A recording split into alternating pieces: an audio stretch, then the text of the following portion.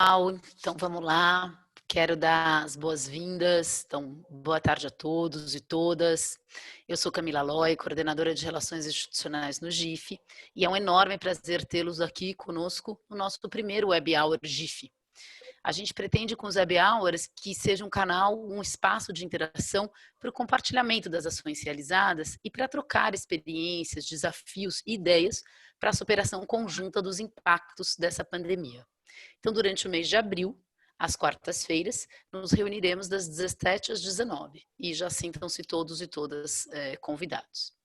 Hoje, o nosso bate-papo será em torno das perspectivas, das ideias para a coordenação de ações emergenciais no apoio ao sistema de saúde e às políticas de proteção social, buscando qualificar cada vez mais a nossa atuação nesse enfrentamento da pandemia, atentos sempre aos seus impactos sociais e econômicos.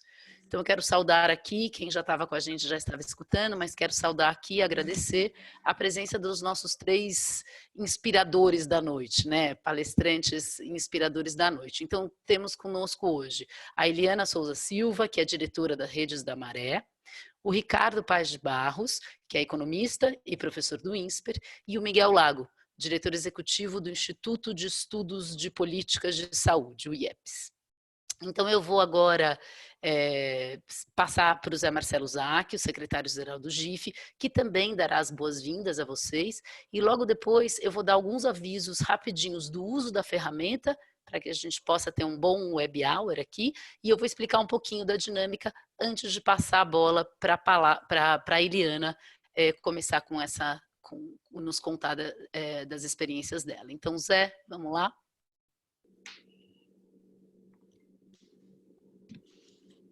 Tirar aqui do mudo. Somar também o boa tarde, quase noite, né? Esse espírito de happy hour que a gente costuma fazer, convertidos em web hours, né? Então, dar aqui esse boa tarde, noite a todas e todos. E acho que vale reforçar aqui o incentivo para a manutenção no mudo dos microfones de quem não tiver falando.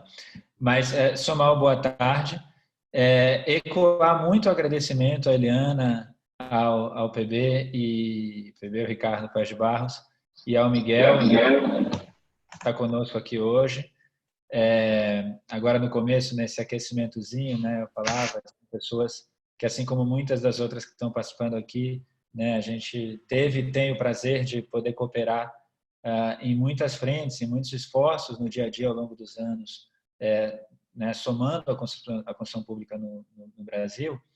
E acho que estamos lidando com esse momento de muito rapidamente precisar não só renovar e aprofundar esses esforços, né, para a produção de respostas para a circunstância que se colocou, né, mas encontrar muito rapidamente os melhores caminhos para fazer isso, né? Não preciso dizer o quão extraordinária é a situação que a gente está vivendo. Então, acho que estamos todos não só mobilizando o melhor das nossas energias, mas num processo aceleradíssimo de encontrar os melhores caminhos para a destinação dessas energias, né? E a gente vem tentando, nessas semanas no GIF, cumprir o papel que é do GIF, de funcionar como um espaço mais possível de articulação e, além de impulsionamento de ações no âmbito da filantropia, do investimento social, né? De coordenação desses esforços, de mapeamento, né? Tem lá a plataforma da emergência Covid, né? Que traz um panorama de ações que foram colocadas de pé pelos vários atores, né? Não só no investimento social, mas cooperando com atores do terceiro setor como um todo, nessas últimas semanas, né? E acho que uma percepção que emerge disso estivemos todos e todas dedicados nesse período, né? A, o mais rapidamente possível, colocar em movimento aquilo que estava ao nosso alcance. E em muitas das conversas de articulação que a gente teve, aparece isso, né? Um momento em que muitas vezes importa mais fazer e fazer rápido, né? Fazer chegar a cesta básica lá na Maré, para pegar aqui o exemplo da Eliana, o mais rápido possível nesse momento, do que a gente ter todo o tempo de planejamento, de elaboração, que seria ideal para, digamos, fazer a ação mais efetiva possível, né? Estivemos muito nessas semanas com esse espírito, acho que ele segue, é o sentido de emergência, é o sentido da crise humanitária, né? Mas, ao mesmo tempo, com um desafio grande, na medida em que as semanas vão passando e que a gente vai desdobrando as ações, de também, o mais rapidamente possível, encontrar respostas para as formas mais efetivas de encaminhar essas ações, né? Há um arco de temas para isso, mas acho que do ponto de vista da emergência, do ponto de vista do que eu vou chamar aqui da demanda mais propriamente humanitária nesse momento, acho que esses dois eixos, né, o apoio ao serviço de saúde para mobilizar recursos, insumos, equipamentos, capacidades para lidar com a prevenção e tratamento da epidemia. E, de outro lado, o apoio aos esforços de incremento, de aprofundamento dos nossos meios de proteção social, de garantia de renda, de assistência, né, para minimizar os impactos instantâneos, imediatos e profundos que a crise traz a grupos mais vulneráveis na sociedade, são claramente os dois eixos mais candentes, né? A gente tem visto muitas ações nesse sentido e acho que tem duas perguntas fundamentais, né? E as trocas têm dialogado muito com isso. Primeiro, no que estamos fazendo, né? Quais serão as formas mais efetivas de realizar, né? Então, eu faço chegar a cesta básica, eu faço isso por meio de um cartão que as pessoas têm na ponta, eu compro equipamentos e entrego para o sistema de saúde, eu faço outra coisa na cooperação com os esforços na área de saúde pública, né? Quer dizer, o que fazer para as engrenagens práticas e a entrega do que a gente está fazendo possa ser mais efetivo. E a outra, o que mais que a gente precisa ou precisaria fazer nessas próximas semanas, tempos à frente, né? Além do que já está em curso, para poder somar uma contribuição qualificada a partir da filantropia e do investimento social para os desafios nas duas frentes, na proteção social e na saúde. E aí, a ideia de trazer aí essas vozes especialistas e lidando no dia a dia com a implantação e com a produção de respostas para isso e produzir esse diálogo é o sentido da gente tentar avançar em respostas que nos nutram para, enfim, o incremento das ações agora nesses dias e semanas à frente, né? E criando esse espaço do Happy Hour como um momento que nos permita estar juntos, juntas e construir e trocar essas respostas em conjunto. Acho que esse é o espírito. A gente já começa dizendo isso, né? Está aqui também participando a Érica Sanches e outras pessoas da equipe do GIF, né? A Érica está à frente do projeto da emergência Covid, toda a equipe do GIF tem estado nas várias interfaces no dia a dia também, né, articulando esforços nos vários projetos, além de mantê-los rodando. Então, em nome de todo mundo, renovar também esse convite, essa disposição para a gente contribuir no dia a dia no que tiver ao alcance, demandem-nos, né? Essa é a mensagem, contem conosco. E devolver aqui para a Camila, ecoando de novo o agradecimento a todo mundo por estarmos aqui. Obrigada, Zé. Obrigada a todos aqui pela participação. Então, seguindo aqui um pouquinho, como eu disse, eu queria primeiro fazer uns avisos rápidos. Então, aquele pedido de quem não estiver falando, por favor, deixe o seu microfone no mudo.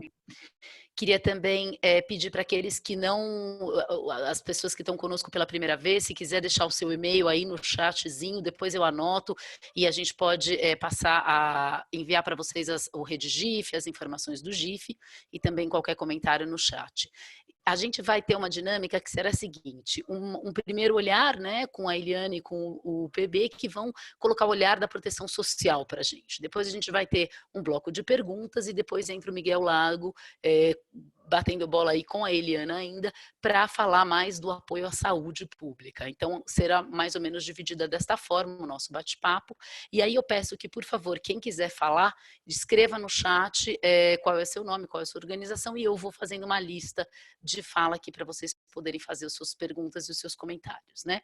Então, só reverberando aqui a fala do Zé, antes de passar para a Eliana, esse olhar, né? Então, dialogar, que vocês dialoguem com a gente do atual momento, né? Então, como a gente garante que de uma forma mais efetiva possível a gente consiga fazer com que as necessidades cheguem na ponta e lá esse olhar de o que vem pela frente, quais são as melhores respostas, né, pensadas e gestadas da filantropia e do investimento social privado, que para além do que já está sendo feito, o que mais poderia ser importante para a gente pensar nessa perspectiva de garantir uma cobertura de proteção social efetiva ao longo dos próximos meses, né, e garantir um suporte ao sistema de saúde, de prevenção e a resposta a essa epidemia de uma forma muito efetiva. Então, agradecendo de novo a participação de todos, dos nossos palestrantes, convido você, Eliana, então, para começar essa sua fala. Eu peço que seja uma fala de entre 10 a 15 minutos, para que a gente possa ter um espaço de troca com os participantes, tá bom? Vamos lá.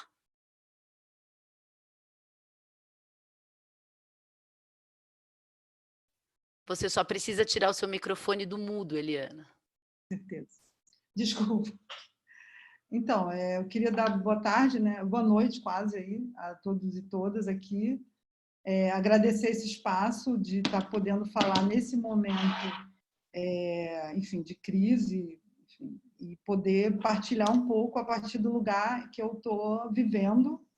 Eu acho que esse momento, assim, de alguma maneira, pegou, né, nós todos de surpresa, no sentido do que a gente vinha planejando para o ano. Acho que tem uma questão assim de urgência colocada nessa crise e também de revisão de tudo que a gente vinha se propondo a fazer esse ano.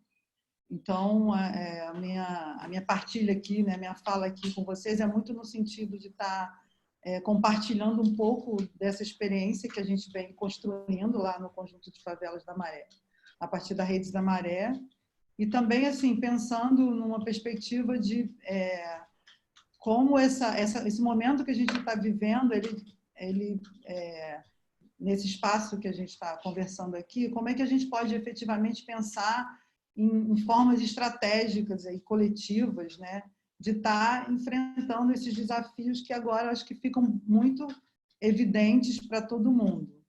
Então, com esse foco que vocês estão trazendo de pensar na questão da saúde, de como a saúde, a questão da saúde nesse momento, a gente realmente tem ações efetivas e que essas ações elas realmente cheguem às pessoas que vão precisar. Eu acho que tem uma perspectiva aí de olhar para um momento em que, né, de uma maneira geral, as pessoas vão acessar e vão precisar desse sistema de saúde, assim, né? Mas, assim, as pessoas de favelas e de periferias, elas, é importante colocar aqui que existe uma fragilidade já muito grande nesse sistema. E aí, por exemplo, olhando para a situação da Maré, a Maré tem 8 unidades básicas de saúde, por exemplo, e tem uma UPA. Essas unidades de saúde, elas já estavam muito fragilizadas, elas já vinham sendo, de alguma maneira, desmobilizado todo o trabalho que existia, né, 3, 4 anos atrás. Então, são unidades que já estavam funcionando de uma maneira muito precária, sem recursos materiais profissionais. Então, assim, falando do Rio, né, especificamente da situação do Rio, e no momento em que a gente vive uma situação em que essas unidades elas seriam fundamentais para uma perspectiva de prevenção, né, de pensar numa prevenção, para que não haja uma contaminação em massa de uma população que tem outras fragilidades, né, no caso das favelas, a questão habitacional, a questão, enfim, se a gente olhar para a Maré, né, vou olhar sempre a partir dessa referência, que é uma referência concreta e que pode dar, talvez, uma dimensão para um olhar para as favelas de uma maneira geral. A gente tem uma população, 140 mil pessoas morando num raio de 4,5 km. Então, se a gente olhar desse ponto de vista, a gente vai ter muita dificuldade de pensar em como essas pessoas vão cumprir protocolos de distanciamento, primeiro, né, que é uma coisa muito básica colocada nesse momento aí, e como a gente pode, de alguma maneira, pensar em formas de mitigar essa situação, né? O que fazer diante de uma situação como essa? E aí eu entendo que essa rede de saúde que foi instalada ao longo do tempo, inclusive muito por conta da luta dos próprios moradores, como olhar para essas unidades hoje, e elas poderiam ser referências importantes, inclusive para o atendimento de alguns públicos específicos que estão mais fragilizados, por exemplo, como os idosos. A Maré tem 10.300 idosos nas 16 favelas, né? Num momento como esse, essas unidades, por exemplo, poderiam estar pensando projetos específicos por serem unidades básicas de saúde, por terem agentes de saúde, por ter todo um trabalho que hoje seria muito necessário, não somente do ponto de vista da informação, mas também de que assistências poderiam estar sendo pensadas para pessoas que realmente fossem precisar de um atendimento mais especializado e mais, né? Porque hoje todo mundo vai para o hospital, porque essas unidades hoje elas não estão, por exemplo, cumprindo esse papel básico, né? Tem unidades fechadas, tem unidade com uma pessoa atendendo. Então, assim, eu acho que olhar para o que a gente está vivendo, talvez uma responsabilidade desse grupo aqui é olhar para esses segmentos que eu acho que estão mais fragilizados, que realmente a gente precisa dar uma resposta. Então, pensando nas formas efetivas, aí como vocês trouxeram nessa primeira pergunta, eu acho que tem uma questão que é como é que, do ponto de vista de um desafio, né, do ponto de vista das políticas públicas, no Rio de Janeiro, elas não funcionam, elas não existem, elas deixaram de existir. Isso é da saúde, educação, assistência. Então, a gente não pode pensar nisso a partir do princípio de que esse sistema que, de alguma maneira, existia, ele não existe concretamente hoje. O que nós temos hoje são algumas organizações da sociedade civil, como a gente, que tem uma atuação territorial e nós estamos tentando dar respostas concretas a uma demanda que é uma demanda absurda. Se a gente olhar só por lado de uma favela que tem 140 mil pessoas, que é uma cidade de médio porte, né, brasileira. Então, fico pensando que talvez o fortalecimento desse momento, a gente tem que forçar, de alguma maneira, o governo fazer a parte dele. Mas a gente tem um desafio que é reconhecer que isso já não vinha sendo feito e por uma questão política desse momento, a gente olhar os governos que nós temos, isso não será possível. Eu não vejo concretamente possibilidade disso acontecer nesse momento. Então, o que sobra é a sociedade civil. E aí, talvez, a forma mais efetiva de pensar é entender como, de alguma maneira, a gente apoia, por exemplo, essas unidades básicas, que são espaços, né, unidades públicas de saúde, para que elas, por exemplo, funcionem de alguma maneira e possam dar respostas. Então, se a gente mobiliza máscaras, se a gente mobiliza, enfim, álcool gel, porque essas unidades não têm isso, por exemplo. Um exemplo básico que isso deve se estender para toda... no caso do Rio de Janeiro, isso é muito evidente o que está acontecendo. Então, assim, pensar em ações efetivas é pensar em como olhar para essa estrutura, né, que já existe e, não, é óbvio, não abandonar isso e, de alguma maneira, fortalecer isso, buscando canais na ponta, locais. Então, você tem agentes de saúde que são moradores dessas favelas, por exemplo, e das periferias de uma maneira geral. Como é que essas pessoas podem se engajar num processo de assumir, por exemplo, a gestão de algo que o governo não vem assumindo, né? Isso, por exemplo, é uma coisa extremamente viável de acontecer, porque a gente já está vendo isso acontecer. Você tem uma população de rua que não tem assistência, desenvolvimento social, não tem nenhuma proposta, nenhum trabalho, e as organizações da sociedade civil estão se organizando e trabalhando diretamente com essa população.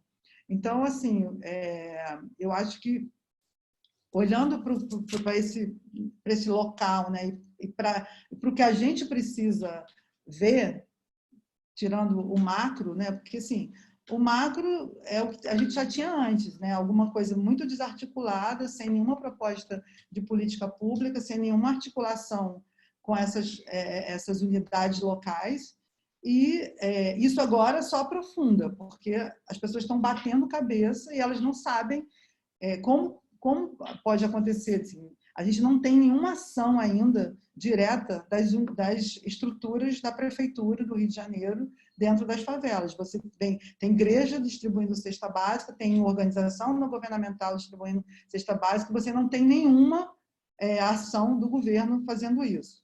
Então, assim, eu acho que não dá mais tempo de fazer essa análise, essa crítica e reconhecer, ok, isso já acontece, e a gente agora tem que partir para uma ação efetiva, porque as pessoas realmente estão passando fome, elas estão realmente precisando. E aí eu acho que tem uma questão estratégica, é olhar para isso e, a partir disso, pensar um depois, que eu acho que é a pergunta que vem depois. Acho que, no primeiro momento, eu colocaria isso aí. Super obrigada. A gente ouviu, para quem entrou agora, eu faço questão de repetir, Eliana Souza Silva, diretora da Redes da Maré. Então, eu queria fazer a seguinte sugestão: se alguém tem algum comentário rápido, alguma pergunta direcionada à Eliana, que avise aqui no chat, ou levante sua mão, antes da gente passar para o Ricardo Paz de Barros, que continua focando na ideia da proteção social. Ele que é economista e professor do INSPER. Então, eu pergunto aqui de novo, gente, alguém quer fazer um comentário rápido da fala da Eliana, antes da gente passar para o Ricardo?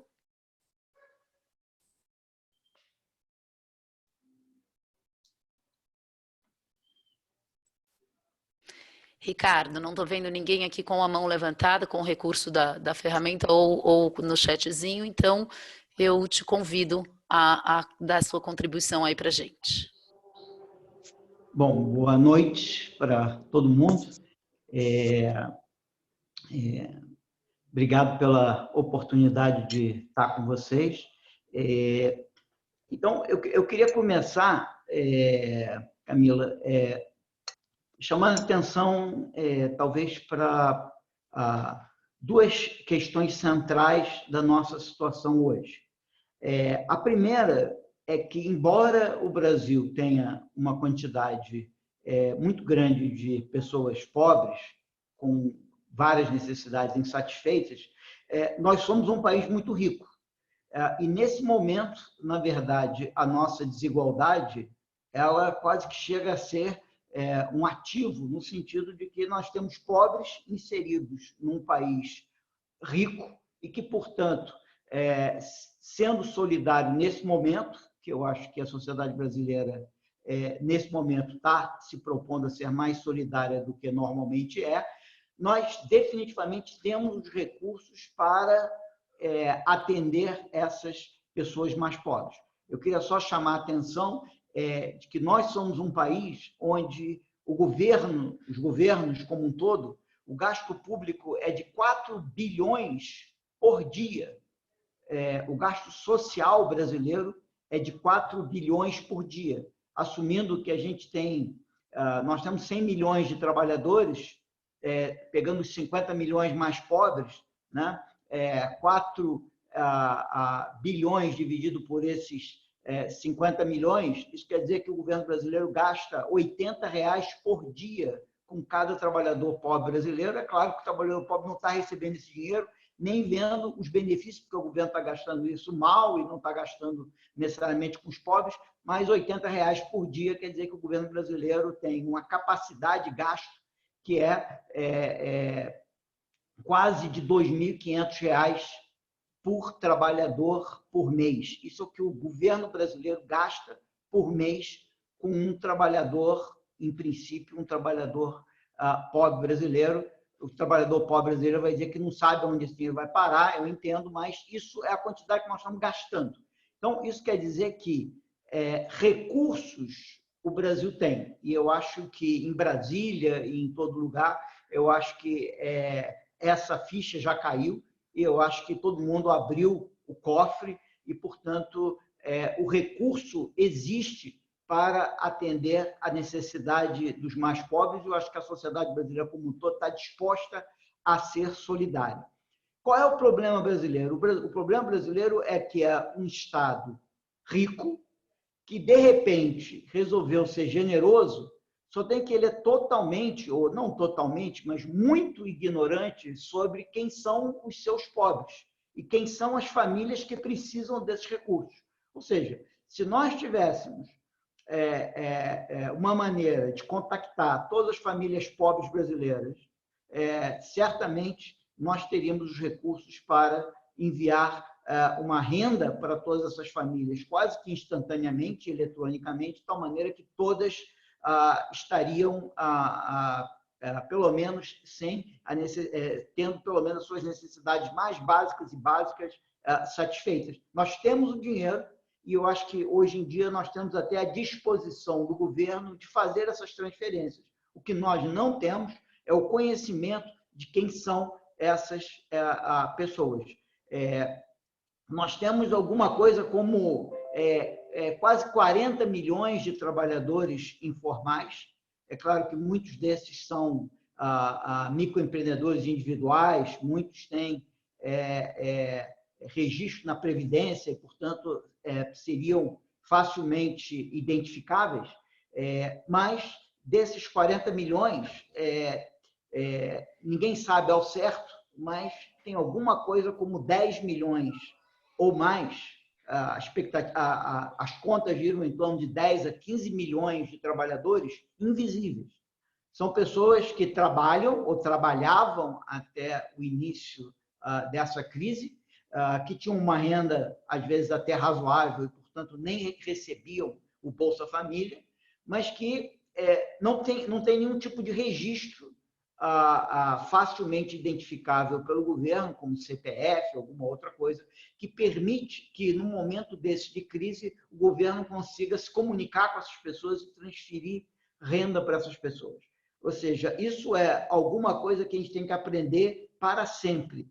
Num país como o Brasil, rico como nós somos, nós não podemos ter pessoas ou famílias invisíveis. Todos os brasileiros têm que ser visíveis para o governo brasileiro, de tal maneira que, em casos como esse, em várias outras situações, nós possamos nos comunicar e conseguir aliviar a necessidade daqueles mais precisam, porque, afinal de contas, nós somos muito ricos. Então, o nosso problema hoje, o grande problema do governo federal, estadual, municipal, é ter dinheiro, estar disposto a ser solidário, mas não ter o conhecimento de fazer com que esses recursos cheguem a quem mais precisa. E é nesse momento que, como nunca, nós precisamos da sociedade civil, porque são exatamente as instituições comunitárias, as associações comunitárias e as instituições governamentais locais, como os próprios agentes comunitários de saúde,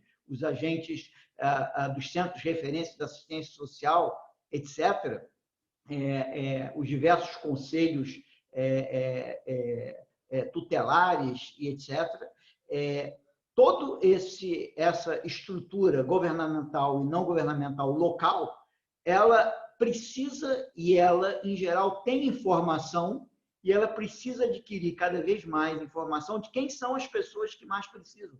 Eu volto a dizer, na verdade, não é falta de dinheiro. O dinheiro nós temos, o governo federal está gastando por dia 4 bilhões. Então, chegar os recursos nessas pessoas não é uma questão de ter ou não ter dinheiro, é uma questão de saber quem elas são e como esses recursos podem chegar lá. Para isso, o governo precisaria de muita capacidade de interlocução com essas instituições, o que nós devemos ter perdido muito ao longo do tempo. Então, falta interlocução com essas instituições, falta confiança nessas instituições, porque ninguém vai conseguir demonstrar que a pessoa A, B ou C é realmente a mais pobre. Você tem que confiar e ter essa capacidade de coordenar a ação junto com eles. Ou seja, os governos federal, estadual, municipal aportam os recursos, essas instituições iluminam o caminho para que esses recursos consigam chegar nas famílias mais pobres. Isso só será possível com uma dose gigantesca de interlocução, confiança e coordenação com essas instituições. Dessa maneira, nós vamos poder aliviar a entrada na crise. A entrada na crise, a solução para a entrada na crise é simples. Recursos financeiros na mão de todo mundo que tem, de todas as pessoas que são mais pobres. É isso que a gente tem que fazer. Só tem que ter muitas pessoas que não eram tão pobres assim, que de repente eram pequenos empreendedores que se tornaram completamente pobres porque a atividade econômica que ele exercia e ganhava o dinheiro dele numa base diária simplesmente desapareceu. Então, nós temos que identificar essas pessoas e fazer os recursos chegarem nela. Essa é a entrada da crise, que é o momento que nós estamos. Nós temos que fazer isso chegar o mais rápido possível. Só tem que vai ter um momento em que nós vamos começar a sair dessa crise. A entrada na crise, nós precisamos só saber quem são os que precisam e levar os recursos para eles. Na saída da crise, a situação vai ser muito mais difícil do ponto de vista da informação, porque algumas pessoas vão conseguir sair da crise de uma maneira muito mais rápida, porque a atividade econômica que ela faz vai se recuperar rapidamente. Outras vão sair de uma maneira muito mais lenta.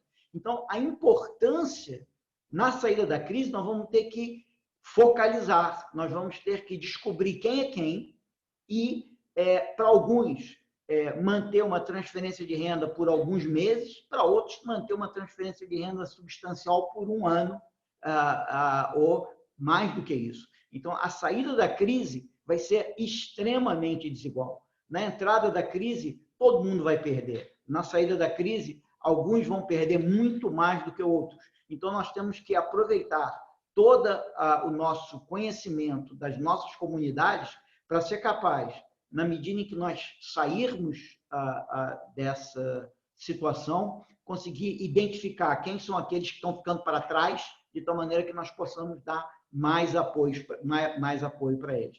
E queria só terminar chamando a atenção da importância do trabalho. Nesse momento, é um momento onde o Brasil precisa, com o devido respeito absoluto à saúde pública, mas a própria saúde pública precisa de trabalho, de pessoas produzindo, desde apoio para melhorar o saneamento e as condições sanitárias da comunidade, a você produzir máscaras ou produzir outros bens que são importantes, a você produzir alimentos para aqueles que estão sem condições de produzir os seus próprios alimentos. Então, existe uma enorme quantidade de trabalho que precisa ser feito nessas comunidades, que são trabalhos diferentes do que existiam antes e que precisam e devem ser financiados com recursos públicos. Isso seriam as famosas frentes de trabalho, né? O workfare do New Deal americano, foi assim que os americanos saíram da grande crise de 29. É muito importante que a gente crie frentes de trabalho, evidentemente, totalmente trabalhos completamente saudáveis e que ajudem Nós estamos basicamente sob o comando da saúde pública. A saúde pública que diz para a gente o que a gente pode fazer, o que a gente não pode fazer, mas a saúde pública precisa de abastecimento, ela precisa de uma série de atividades que nós temos que contribuir. E as várias pessoas que podem contribuir com esse esforço, que é um esforço de guerra, precisariam ser remuneradas por esse esforço, inclusive todas as associações e instituições comunitárias que vão prestar serviço dentro das comunidades precisariam ser remuneradas pelo trabalho que elas vão fazer, que seria uma maneira de eu ter frentes de trabalho que a gente já deveria estar organizando e coordenando junto com essas comunidades, de tal maneira que essa seja uma fonte adicional de renda para essas pessoas. Então, era mais ou menos isso que eu queria colocar aqui para vocês. Obrigado. Obrigada, Ricardo. Eu gostaria agora de abrir para colocações, comentários, perguntas. Então, eu gostaria de pedir para quem quiser fazer algum comentário, alguma pergunta, que fale seu nome, sua organização e faça a sua pergunta, o seu comentário.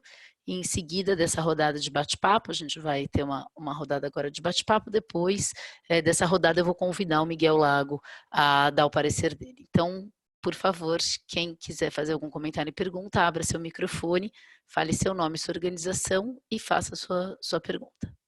Oi, Camila, posso falar, Neca? Por favor, Neca, vai lá. Bom, enfim, acho que super interessante, instigante ouvir as duas falas, né? A Eliana, do Lugar da Maré, e, enfim, é aquela dramaticidade de quem está lidando com o dia a dia ali, direto com as famílias, e a análise que o PB faz, que eu, enfim, compartilho muito dessa visão e tenho falado muito, assim, gente, tá muita coisa muito bacana acontecendo, mas precisa chegar e só vai chegar através dessas organizações da sociedade civil. Agora, a minha questão, aí, quando o PB fala de para quem chega, é exatamente quem está na ponta, como a Fundação TID atua muito na ponta, um dos braços muito diretamente ali numa região bem vulnerável de São Miguel Paulista. A minha questão para o PB, mas eu lembrei também, tem a ver também com a Eliana, porque quando você fala saber quem são os pobres, né? O censo que a Eliana fez na Maré, o censo que a gente acompanhou fazendo na USP, nas favelas na São Remo e na Queiralux, enfim, como isso é super importante e fundamental. Bom, eu queria só dar um passinho para o PB, assim, acho que a Eliana também, nessa coisa de quem que são os pobres, quem são essas famílias, como a gente pode fazer isso, mas aí para o PB é o seguinte, bom, agora na emergência é isso, é sociedade civil e tal, mas você que já teve experiência de governo e de pesquisa e tudo isso, você fala das frentes de trabalho, achei super bacana, super importante pensar nisso, enfim, costureiras, tem várias questões aí, mas o meu ponto é, PB, na saída da crise, agora não emergencial, de que você também fala de que a importância de se olhar muito para conseguir não criar mais desigualdades do que já temos, para apoiar pessoas de formas diferentes que vai ser necessário. Agora, numa coisa mais acadêmica, talvez seja a pergunta, é esse cadastro, porque nós vamos precisar, porque não vai dar para o tempo todo a gente estar só buscando através de organizações. Claro, a Maré tem uma organização, Jardim La Pena tem, mas tem outras, Paraisópolis tem, mas tem algumas, muitas comunidades do Brasil que não têm essas organizações mais fortes que possam estar atuando e entregando essas cestas, cartões, enfim, tudo isso. A minha questão é, esse cadastro, que eu acho que você participou do cadastro único da Bolsa Família, enfim, esse novo cadastro que nós vamos ter que fazer, como é que é isso? Ele é viável, não é? Tem que ser, né? Eu acho que tem exemplos de outros países, eu queria que você falasse um pouco disso, assim, é entrar na política pública, tá? E o outro ponto é, eu acho que a gente tem que pensar numa rede cidadã, não só emergencial, mas uma rede cidadã que continue na saída da crise, não? Enfim, era isso. PB, se você me permite, eu vou engatar aqui na pergunta da Neca, porque veio uma pergunta por chatzinho para você responder, e aí que condiz com o que ela falou. Então, a Ingrid, da Baluarte Cultura, ela gostaria de saber, ela faz a pergunta direcionada a você, gostaria de saber se o Ricardo acredita que para esse momento que estamos vivendo, ainda daria tempo de organizarmos o cadastramento das famílias, as frentes de trabalho, etc. Então, eu passo a bola aí para você. De novo, acho que vale a pena a gente chamar a atenção é a curva da saúde, né? Enquanto a gente está num processo onde a gente tem um problema, enquanto o problema maior ainda é um problema de saúde, de proteção do nosso capital humano, a estratégia pública é muito simples. Dinheiro na mão de todas as pessoas que na entrada dessa crise não tinham poupança. Então, é dinheiro na mão de metade da população brasileira. Essa é a única coisa que a gente tem que fazer, e isso, por alguns meses, é possível, por mais de 3 meses, por 5 meses, é perfeitamente possível fazer com recursos públicos. O problema é que existe uma quantidade grande de informais que nós não sabemos quem eles são, então nós temos que ter uma maneira de identificar esses informais, é uma questão de fazer essas pessoas tirarem um CPF e alguma coisa desse tipo, então tem várias maneiras tecnológicas de você resolver esse problema, mas não chega a ser um cadastramento, esse seria, ou seja, na entrada da crise é um processo de fim da invisibilidade. Essas pessoas passam a ter uma identificação reconhecível pelo governo brasileiro, de tal maneira que o Banco Central pode fazer uma ordem de pagamento para um dado CPF e essa pessoa, de alguma maneira, pode retirar esses recursos ou usar esses recursos na compra do que ela quiser comprar. Então, na entrada da crise, é um cadastramento muito simples, porque é um cadastramento voltado para o fim da invisibilidade. Então, se essas pessoas tiverem um CPF e a gente evitar a duplicação de CPFs, que é um grave problema brasileiro, nós temos mais CPFs do que temos população brasileira, então nós temos que ter um problema para garantir que não tem pessoas recebendo 10 vezes a mesma coisa com 10 CPFs, etc. Então nós temos que ter cuidado com acabar com a invisibilidade de uma maneira correta e, de novo, as organizações da sociedade civil vão ser super importantes nesse processo. A hora que a gente conseguir deixar de ter um problema de saúde pública e as pessoas puderem voltar a trabalhar e a economia começar a voltar, alguns empregos vão voltar muito rapidamente. Eu imagino que o cabeleireiro, o barbeiro vai voltar muito rapidamente. Eu estou ansioso para que o meu volte. Então, alguns empregos vão voltar muito rapidamente, mas pode ser que algumas ocupações no turismo, por exemplo, vão demorar mais para voltar, pode ser que outras ocupações vão demorar mais.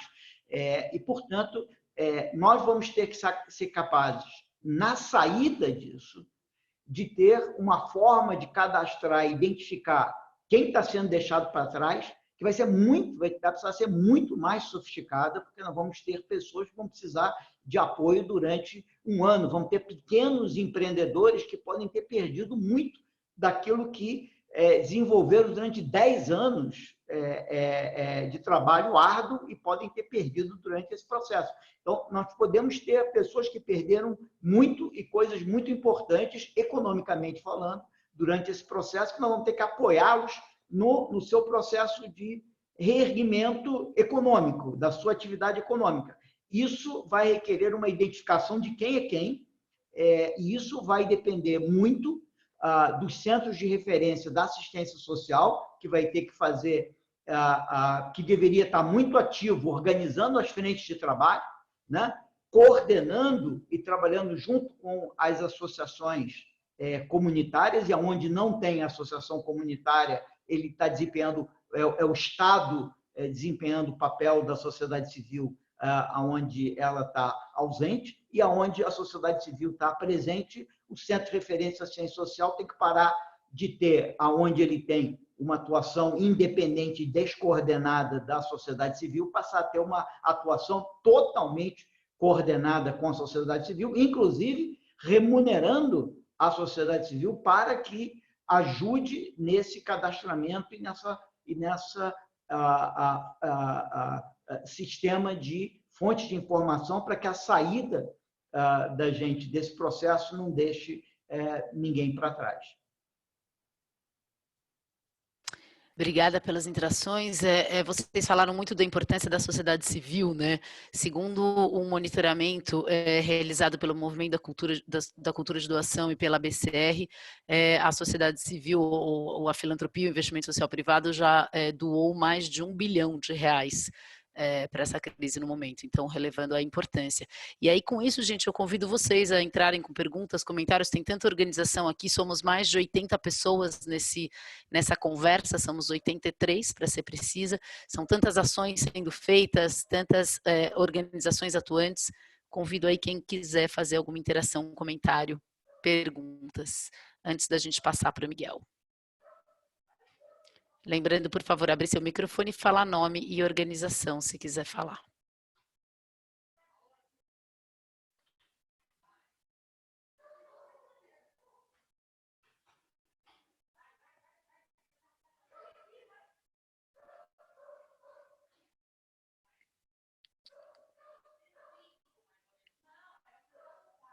Posso falar de novo?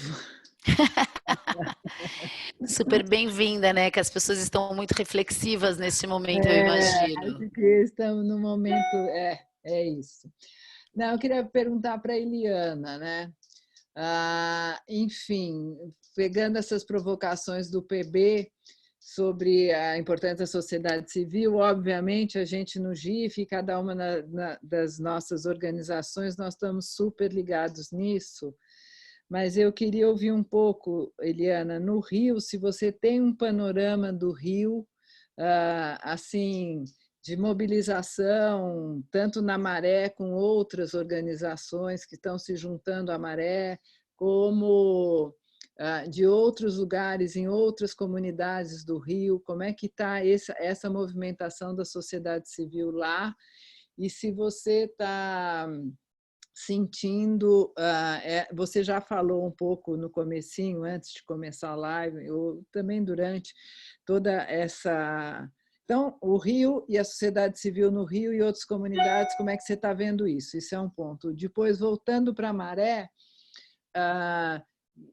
como é que você está vendo esta rede de solidariedade dentro da própria, entre os próprios moradores da Maré, tá? Que eu estou vendo isso acontecer em várias regiões, umas soluções super criativas, por exemplo, vou dar só um exemplo para ver o que eu estou querendo dizer, de colocar grupos que se reuniram, criaram grupos de mulheres cuidadoras numa periferia e colocaram em árvores, penduradas em árvores de cada rua dessa periferia, 2 garrafas, uma com água e uma com sabão diluído, para as pessoas poderem lavar a mão quando estão saindo de um evento, que estão trabalhando, estão passando, enfim. Isso foi estou dando um exemplo, mas acho que tem outros, que são os próprios moradores se articulando para criar soluções para os seus problemas. Então, eu queria te ouvir um pouco nisso. Eliana, desculpa, antes de passar a bola para você, o Marcelo Furtado queria fazer um comentário, a gente já junta os 2 comentários da NEC e do Marcelo e eu solto a bola para você, pode ser? Marcelo, bora lá? Obrigado, viu? Não, eu acho que vai até na linha do que a Neca estava falando, que desculpe, estava muito barulho aqui. Vai na linha do que a Neca estava falando, que eu estou vendo também na sociedade em geral novas articulações não organizadas necessariamente por organizações da sociedade civil, fazendo movimentos incríveis em relação a soluções. Um exemplo, por exemplo, que eu estou envolvido é na fabricação de caixas acrílicas para proteger os profissionais da saúde na hora que é feita a intubação nos hospitais. Então, eu fico pensando se não tem aí também, além de uma inovação, que a gente não vê, né, essa sociedade brasileira tão solidária como estamos vendo agora, se não tem uma oportunidade para a sociedade civil usar talvez esse Brasil mais generoso, talvez de pessoas que normalmente não estariam fazendo isso, mas de alguma maneira, por causa desta crise, se movimentaram. Eliana, e acredita que chegou mais uma? Vamos juntar 3 e será a última. Desculpa, a Érica do GIF vai te fazer uma pergunta também. Vamos lá, Érica.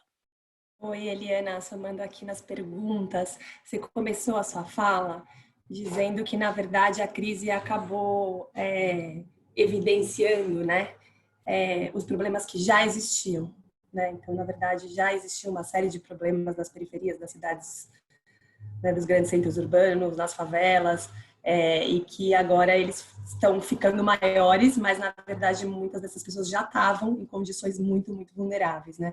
Eu queria um olhar seu sobre se a crise de alguma forma representa uma oportunidade para olhar para esses problemas de uma outra forma. Se você está vendo, enfim, até somando aí um pouco com todo esse movimento de solidariedade, de generosidade, de resposta, né, dessa riqueza toda que o Brasil tem, que está sendo colocada a serviço da emergência, né? Como é que a gente aproveita isso, não só para dar resposta à emergência, mas para conseguir endereçar também essas questões que já existiam antes dela. Posso? Então, sobre essa questão que a Neca levantou, como é que está no Rio, né? Eu acho que sim, acho não, né? A gente está vivendo aqui no Rio um momento de muitas articulações, tem muitos movimentos, muitas organizações de favela se organizando, e não só organizações assim formalizadas, né? Muitos coletivos, muitas pessoas criando, né, como acho que foi o Marcelo, né, que falou isso, que estão inovando no sentido de estar criando possibilidades de fazer alguma coisa nesse momento. Acho que tem uma coisa assim muito virtuosa, eu diria, em relação a o que as pessoas podem fazer e o que é que elas são capazes de fazer quando elas estão abertas a olhar uma demanda e uma necessidade. Eu percebo que a gente tem uma profusão de iniciativas nas favelas, principalmente voltadas para essa questão muito básica de dar uma cesta básica, dar um kit de higiene, limpeza. Mas uma coisa que e assim, eu acho que tem isso talvez em quase todas as favelas, porque tem grandes movimentos como Rio contra a Corona, tem vários movimentos acontecendo de pessoas que já se articulam e que já fazem algum tipo de ajuda e que agora se juntaram para uma ação mais robusta. Obviamente, no Rio tem algumas regiões que estão mais desprovidas, então eu diria que a Zona Oeste, a Baixada Fluminense, tem sim assim, uma demanda maior de ter essas articulações e essas movimentações acontecendo. Mas mesmo assim a gente percebe, né, a gente tem notícias de pessoas que estão buscando dar uma resposta nesse momento, e uma resposta local, sempre pessoas que são desses locais também. Mas o que eu percebo assim, é que falta, talvez, uma questão relacionada a quem são essas pessoas mais pobres. Porque, por exemplo, quando a gente... sei lá, tem comunidades que conseguem 400, 500 cestas básicas. O que a gente percebe é que essas pessoas chegam lá, elas, enfim, formam uma fila, estão se distribuindo na associação de moradores ou numa organização, e as pessoas formam uma fila e elas vão lá pegar essa cesta básica ou esse kit de higiene. Eu entendo que essa ação ela é importante, ela é uma resposta a essa falta de algo organizado que o Paz de Barros falou aqui. Quer dizer, você não tem nenhuma organização assim mais sistemática para, de fato, direcionar essas ajudas que estão chegando para pessoas que você vai poder, de alguma maneira, monitorar se elas vão precisar daqui a um mês ou não, entende? Então, acho que tem uma questão aqui que eu vejo no Rio, que é essa falta de quem realmente precisa nesse momento, e aí eu acho que tem uma demanda que tem a ver com muitas pessoas que perderam sua renda, então isso multiplicou, mas tem gente que já estava muito vulnerável e não acessava, né, esses benefícios que o governo tem, por exemplo. Tem muita gente na Maré, por exemplo, que não acessa esses benefícios e que talvez algumas dessas pessoas não vão acessar esses recursos porque elas já estão atrás, né, já é um processo anterior, né? Então, mas eu diria que hoje a gente tem muitas iniciativas acontecendo aqui no Rio de Janeiro.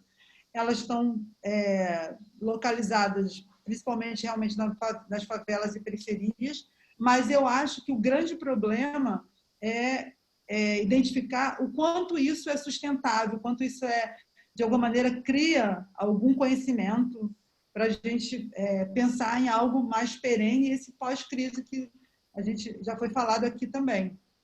Então, acho que essa para mim, é uma questão importante de pensar. E eu acho que esse momento é uma oportunidade, sim, de aprendizado, né? E eu acho que passa justamente por essa questão de alguma maneira,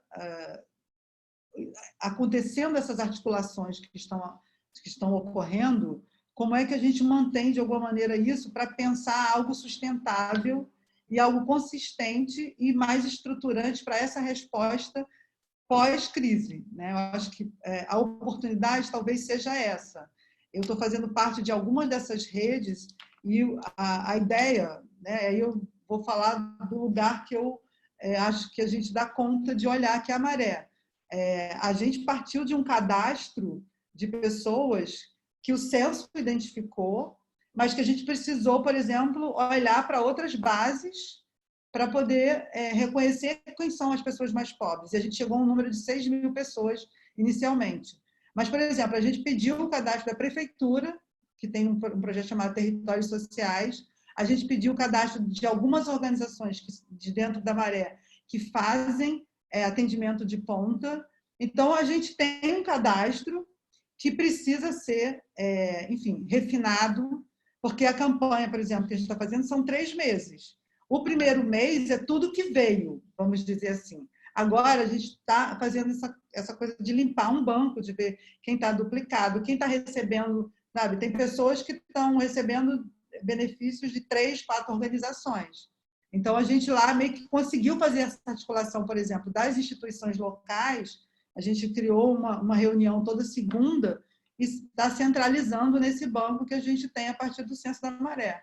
Entende? Então, eu acho que a oportunidade, por exemplo, no meu caso, foi poder fazer isso, das pessoas entenderem que existe já uma capacidade de conhecimento ali acumulada e que isso pode servir para realmente a gente, depois disso, pensar nas ações muito mais, assim, de uma maneira muito mais orgânica e qualificada mesmo para quem realmente precisa, né? Uma ação de doação de cesta básica, que é uma ação assistencial que a gente deveria estar numa outra condição, na verdade, né? Acho que é isso. Muito obrigada, Eliana. A cabeça da gente vai pensando muita coisa, né? Vai trazendo muita informação. Muito obrigada.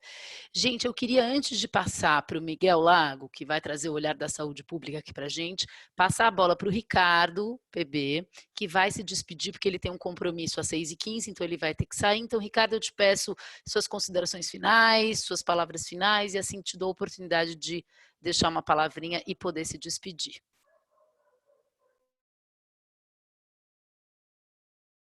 Não, queria, em primeiro lugar, agradecer a oportunidade de estar aqui com vocês. Quer dizer, eu queria terminar chamando a atenção dessa assimetria entre o período que nós estamos entrando nessa crise, que é o momento onde a gente precisa identificar as pessoas que eventualmente vão precisar, algumas nem sabem ainda que vão precisar, mas eventualmente vão, infelizmente, ser contaminadas pelo vírus e vão precisar mais para frente. Então, a gente já tem que ir transferindo renda para essas pessoas que eventualmente vão ser contaminadas. E o processo de saída, aonde vai ser um processo lento, gradual e inacreditavelmente desigual. Algumas pessoas vão sair rápidas, outras vão sair de uma maneira lenta. E o que a gente tem que lembrar é o seguinte: essa crise ela vai passar a borracha, muitas vezes, em muitas das nossas diferenças sociais. Porque muitas pessoas que tinham uma renda razoável, de repente, não têm nenhuma renda, né? E algumas pessoas que não tinham nenhum emprego podem sair dessa crise até conseguindo algum emprego. Então, esse vai ser, na saída dessa crise, vai ser uma hora muito importante para a gente cuidar da desigualdade, para a gente cuidar da pobreza. E a solução para isso não vai ser dinheiro puro e simples. A solução para isso vai ser muito conhecimento sobre as necessidades de cada família nessas comunidades. E a única maneira da gente fazer isso é a gente ter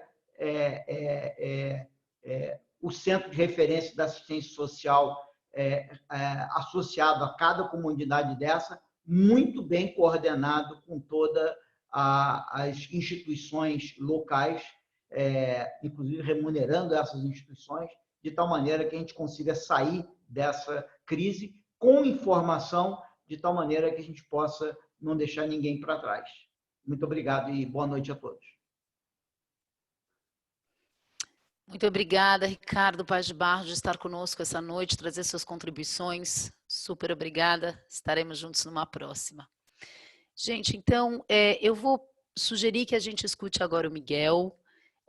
Miguel Lago, que nos escuta, diretor executivo do Instituto de Estudos Políticos de Saúde, vai trazer um olhar agora, um foco nisso que a gente falou, né? Então, o olhar do atual momento, quais são as ações emergenciais, como é que a gente pode ser cada vez mais efetivo, e depois o que você pode contribuir aí com a gente nesse olhar do que vem por aí, né? O que vem para frente.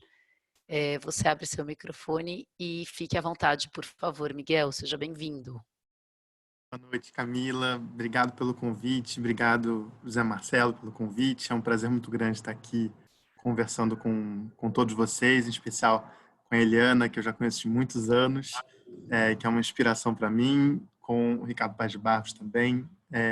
Realmente muito obrigado por estar aqui. Eu acho que, em primeiro lugar, assim, nós, como sociedade civil, estamos todos, de alguma maneira, de parabéns diante desse caos terrível que a gente tem enfrentado. Porque eu acho que realmente a gente está sendo capaz de criar rede de solidariedade e de tentar gerar maior colaboração para a gente conseguir sair dessa crise. Então, se, de um lado, o governo brasileiro tem falhado bastante, acho que a sociedade civil tem feito o que é possível para enfrentar essa crise. E aí, quando a gente fala de saúde, eu acho que a saúde é, talvez, uma das políticas mais importantes de solidariedade que o Brasil desenvolveu nos últimos 30 anos. O Brasil tem um sistema universal de saúde, é o maior, não é o maior sistema universal de saúde, mas é o único país com mais de 100 milhões de habitantes no mundo a oferecer saúde gratuita para todos os seus cidadãos.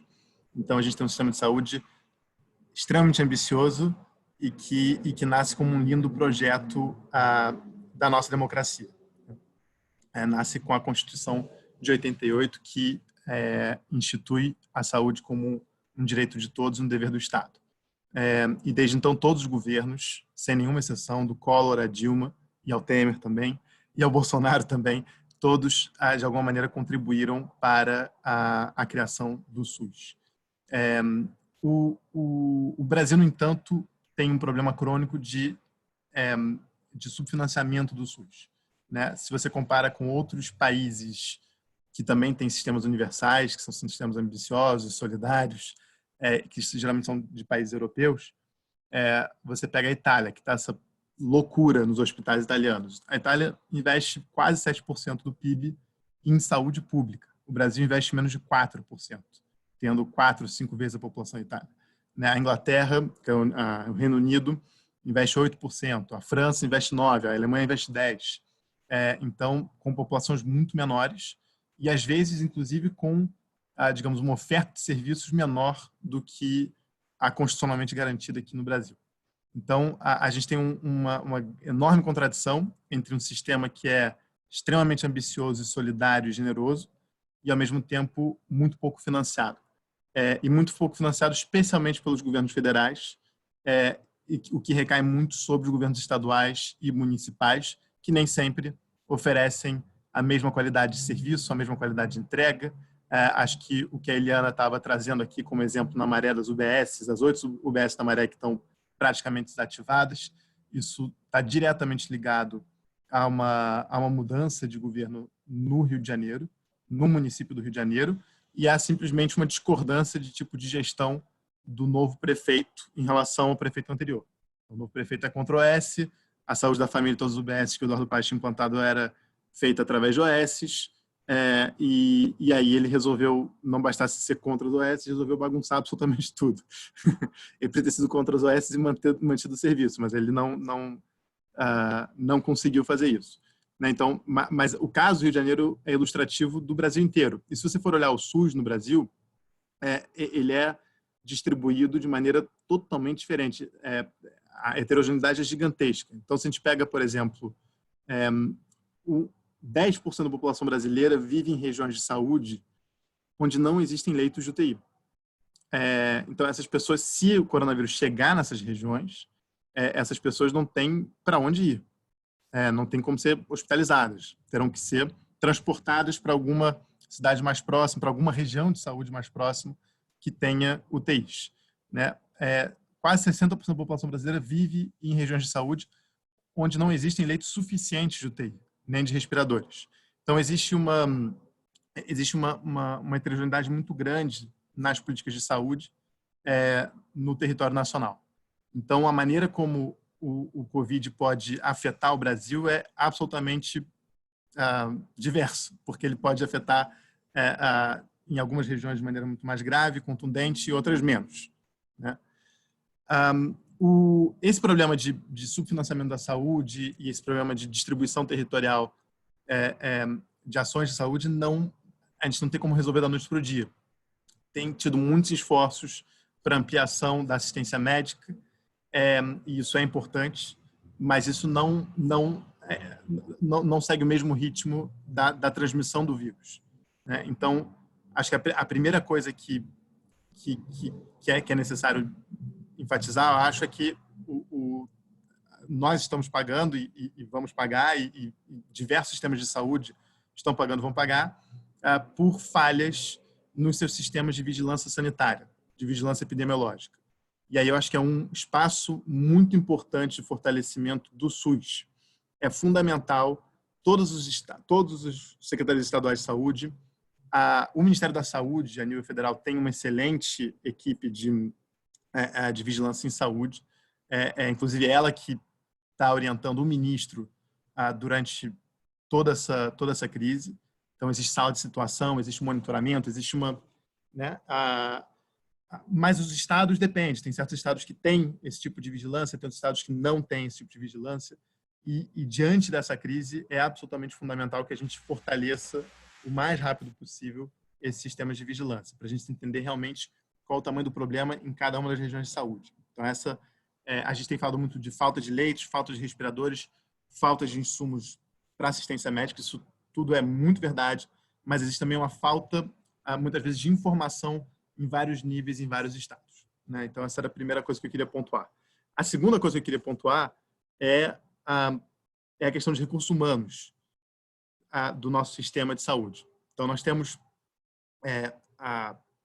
trabalhadores e trabalhadoras que estão extremamente dedicados, que estão na linha de frente, que estão cuidando do coronavírus e que não estão sendo devidamente contempladas com condições mínimas e aceitáveis por parte dos governos. Então, você não tem o famoso EPI, né, que são os equipamentos de proteção individual para esses profissionais de saúde. Você não tem um alojamento específico para essas pessoas, para que essas pessoas não precisem voltar para casa e, portanto, expor as suas famílias ao coronavírus. E você não tem, de maneira alguma, nenhum tipo de previsão, como você tem, por exemplo, para os militares e para todos esses. Eu não concordo com o discurso de guerra que se instala junto a essa pandemia. Eu acho que eu prefiro o discurso de crise humanitária, de questão humanitária, de solidariedade, mas o discurso de guerra está instalado. E se o discurso de guerra está instalado, e se os nossos guerreiros são os profissionais de saúde, eles deveriam ser contemplados com alguns dos direitos que os nossos militares, que não lutam uma guerra há 80 anos, gozam, né, de alguma maneira. Então, acho que tem uma reflexão em relação a o que acontece com as famílias de uma enfermeira, por exemplo, que morre ao tratar vítimas e pacientes de coronavírus. O que acontece com essa família? Você tem quase metade das enfermeiras no Brasil, elas são mães de crianças de menos de 10 anos. O que você faz com essas pessoas? Como é que você cria garantias que essa pessoa poderá ir trabalhar com tranquilidade? Então, assim, a gente tem... Então, acho que uma das coisas fundamentais nesse momento, que eu acho que a sociedade civil pode ajudar muito, é tanto Claro, é importante bater palmas, é importante reconhecer o trabalho deles, é incrível o que eles estão fazendo, mas mais do que isso, é importante dar as melhores condições de trabalho para esses trabalhadores do setor de saúde. Tanto do ponto de vista de pensar em alocação, acomodação, pensar o transporte, como é que é feito o transporte deles, como é que é feito um serviço, inclusive, de apoio à saúde mental desses profissionais, que estão lidando com uma situação absolutamente caótica nos nossos hospitais, absolutamente caóticos, e, evidentemente, ter os EPIs necessários para que eles não sejam imediatamente contaminados. É claro que eles estão expostos, a probabilidade de eles serem contaminados é muito grande, mesmo com EPI, mas sem EPI, aí, então, a gente tem um problema muito mais grave. Então, acho que eu queria só começar a fala saudando os trabalhadores do setor de saúde e, sobretudo, chamando a atenção para a importância da valorização real desses profissionais digamos, e a possibilitação de uma viabilização de boas condições de trabalho para esses profissionais. Obrigada, Miguel. Dados realísticos aí fortes, né, que a gente vai escutando, e essa falta de suporte aos recursos humanos, né, dentro da área da saúde, ela chama muito atenção. Hoje na Folha tinha uma reportagem que a Amazonas está à beira do colapso, né, que 95% já estão, das UTIs e dos respiradores já estão ocupados. Então, esse problema aí realmente dessa falta, não só de gestão, mas de material que a gente está vivendo neste momento, né? Pessoal, seguimos aqui na mesma lógica, por favor, comentários, perguntas, dilemas ou o que vocês estiverem aí querendo compartilhar com a gente, será muito bem-vindo. Abrir o microfone, falar seu nome, por favor, sua organização e fazer a pergunta ou a colocação para quem vocês quiserem. Miguel, Eliana, ou nós aqui, alguma colocação. Alguém, por favor?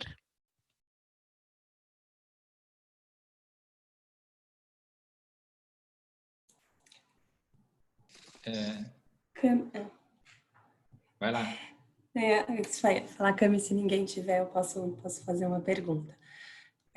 Miguel, o que a gente tem visto assim nas ações de coordenação com fundações, institutos, enfim, com a filantropia brasileira, né, é que muitas organizações que normalmente não estão engajadas com o tema de saúde, não trabalham com esse foco, né, por causa da pandemia, estão, obviamente, mobilizadas, sensibilizadas e querendo também contribuir nessa frente temática, né? E aí, até por essa falta de, enfim, proximidade com o tema, né, e somado a esse momento de emergência que é complexo mesmo, né, tem às vezes uma certa dificuldade de saber, então, como ajudar, né? Então, uma possibilidade bem óbvia é apoiando, né, campanhas e fundos que estão atuando nessas frentes, mas até para pensar a estratégia de que campanha apoiar, né? Como eu escolho, tem um monte de campanha, um monte de hospital precisando, né? Um monte de necessidades sendo, enfim,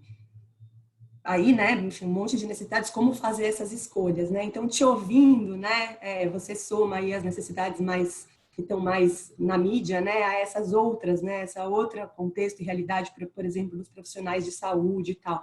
Então, minha pergunta, meu pedido é que orientações você daria para a filantropia que quer se aproximar, né, quer contribuir com a saúde pública nesse momento, né?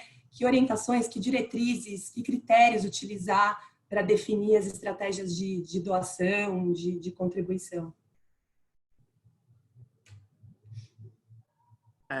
Bom, Érica, muito obrigado pela pergunta. Essa é uma pergunta super importante e difícil de responder. Eu acho que eu sei que muitos recursos estão sendo canalizados para a compra de leitos e de respiradores e que são coisas importantes, porque quando você está lidando com, né, enfim, com a morte iminente de alguém, você precisa de leito, você precisa de respirador. Mas eu diria que eu acho que, olhando para o sistema, esse é um problema muito sério em diversas regiões do Brasil, mas não é um problema tão sério em muitas das cidades que estão captando para esse tipo de coisa. Porque é o seguinte, existe uma rede privada também no Brasil. E as cidades que tendem a captar mais para a compra de leitos, etc., tem também um setor privado bastante forte, com hospitais privados de qualidade, etc. Existe sempre a possibilidade de você fazer parcerias público-privadas ou, em última instância, dado que estamos em estado de calamidade, você simplesmente tomar temporariamente os leitos de UTI do setor privado também. É possível tanto fazer uma parceria, como também, em última instância, também. Então, a questão do leito de UTI em grandes cidades, como Rio, São Paulo, etc., claro que ela é preocupante, mas eu não acho que ela seja tão preocupante como em outras partes do Brasil, onde não existe setor privado. Onde não existe outros leitos de UTI, a não ser os leitos de UTI do SUS, que às vezes são quase inexistentes, né? Então a primeira coisa que eu acho que investir em leitos e respiradores é importante, é super importante, mas eu acho que depende de onde é que você vai distribuir elas geograficamente. Tá? Eu acho que esse é o primeiro ponto. O segundo é que eu acho que, de imediato, o que mais está me preocupando nesse momento são as condições de trabalho dos profissionais de saúde. Então, eu acho que, nesse momento, o que a sociedade civil puder dar de contribuir com EPIs para esses profissionais, puder contribuir, eventualmente, oferecendo serviços, por exemplo, de saúde mental para esses profissionais, o que puder fazer, pensar em termos de acomodação, para que eles não exponham suas famílias, né? É importante que os profissionais de saúde não apenas tenham condições de exercer a função de profissionais de saúde para salvar vidas, mas também que eles não se tornem usinas de replicação do vírus. Então, é muito importante essa questão da acomodação, ela é crucial, por exemplo. E o Rio tem feito alguma coisa em relação a isso, o governo estadual já falou que vai usar os hotéis, mas o passo é muito lento a nível de estados. Então, talvez seja necessário algum esforço da sociedade civil mesmo, mais concentrado nessa questão específica. Eu acho também que existe um trabalho que a sociedade civil pode fazer em termos de advocacy para, aí sim, acho que não tem como a gente substituir o Estado nesse sentido, que é dar melhores condições de trabalho mesmo, em termos de como é que fica a família em caso da morte desse trabalhador, dessa trabalhadora, e daí por diante. Mas eu acho que, em termos do que a sociedade civil pode fazer, eu acho que assim, o que der para a gente apoiar a linha de frente, nesse momento, eu acho que é prioritário, né?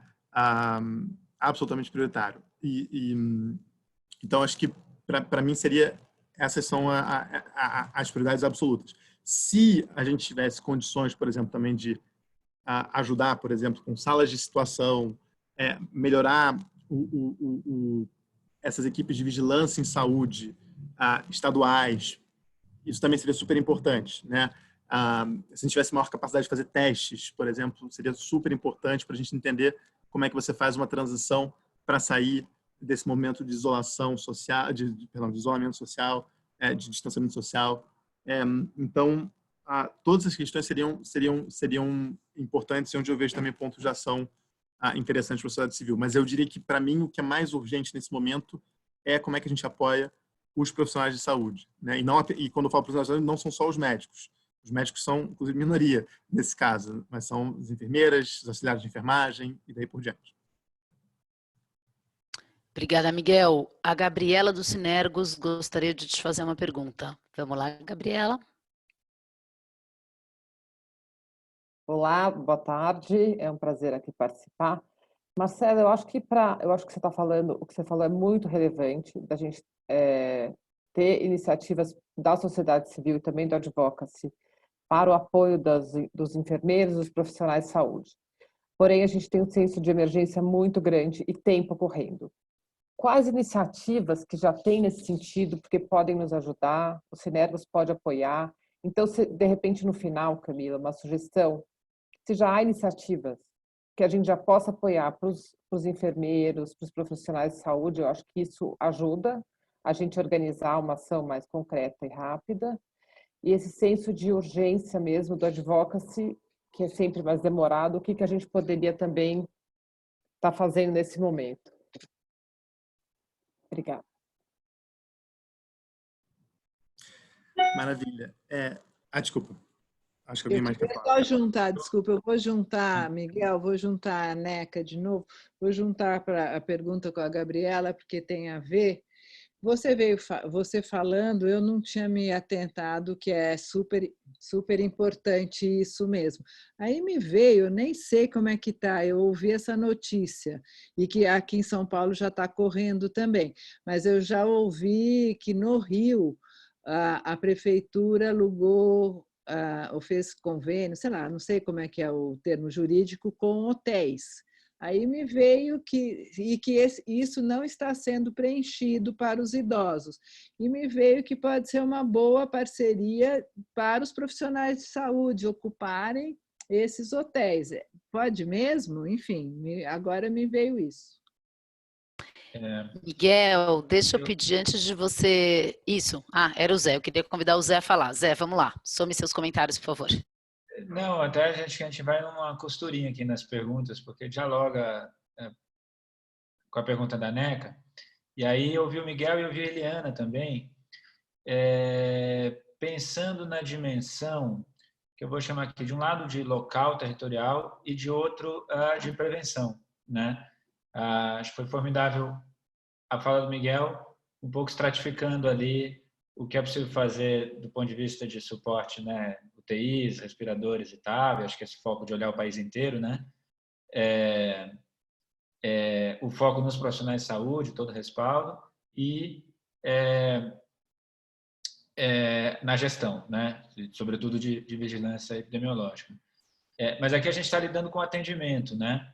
Eu acho que tem uma pergunta, pensando na perspectiva dos apoios da sociedade, de filantropia, de investimento social, o que é que pode haver de demanda e ser oportuno, se é que há, no suporte à ação local, territorial, seja de insumos de prevenção, né? Enfim, álcool gel, higiene, etc., máscaras para uso pessoal e tudo mais de forma capilarizada, né? Distribuída pelo país, seja na interface com o apoio, sobretudo para quem atua territorialmente, né? Com a capacidade de atendimento local, como a Eliana colocou, né? Olha, está todo mundo indo para o hospital, pronto-socorro, porque as unidades de atenção básica não estão funcionando, ou o programa de saúde da família e tal. Então, eu até tenho visto muito de cobertura de gente que foi buscar atendimento, né, com suspeita, aí me mandaram voltar para casa, tal. Claramente tem um problema ali nessa primeira, que é natural. Então, é uma pergunta para a Eliana, como é que ela vê isso, né, na perspectiva do que é que pode ser feito nesse âmbito territorial, e também para o Miguel, nessa perspectiva, se nessa vertente que eu estou chamando aqui de prevenção e de atenção ali, territorial, né, básica, há também o que possa ser feito, né, tentando compor esse mosaico de frentes aí possíveis.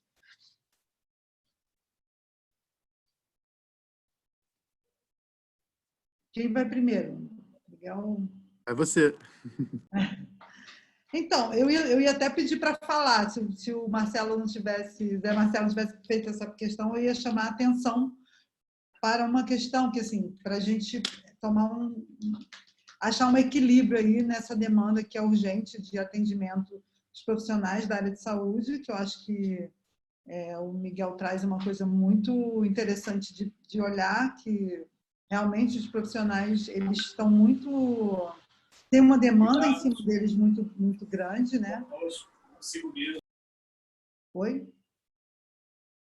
Alô? Estão me ouvindo? Estamos, Eliana, estamos te ouvindo. Alguém abriu e já fechou o microfone. Por favor, fique à vontade, continua.